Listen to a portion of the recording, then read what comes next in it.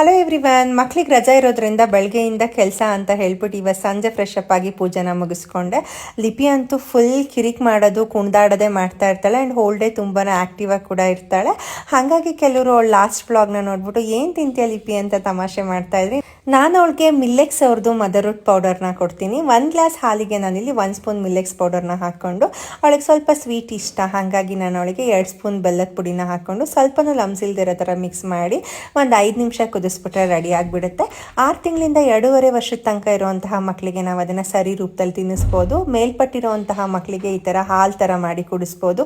And ಇದನ್ನು ಕುಡಿಯೋದ್ರಿಂದ ಮಕ್ಕಳು ಸ್ಟ್ರಾಂಗ್ ಆಗಿರ್ತಾರೆ, ಹೋಲ್ ಡೇ ಆ್ಯಕ್ಟಿವ್ ಆಗಿರ್ತಾರೆ, ಹ್ಯುಮಿನಿಟಿ ಪವರ್ ಕೂಡ ಬೂಸ್ಟ್ ಆಗುತ್ತೆ ಆ್ಯಂಡ್ ಅವರ ಬೋನ್ಸ್ ಕೂಡ ಸ್ಟ್ರಾಂಗ್ ಆಗುತ್ತೆ. ಲಿಪಿ ಕೂಡ ತುಂಬಾ ಇಷ್ಟಪಟ್ಟು ಕುಡಿತಾಳೆ.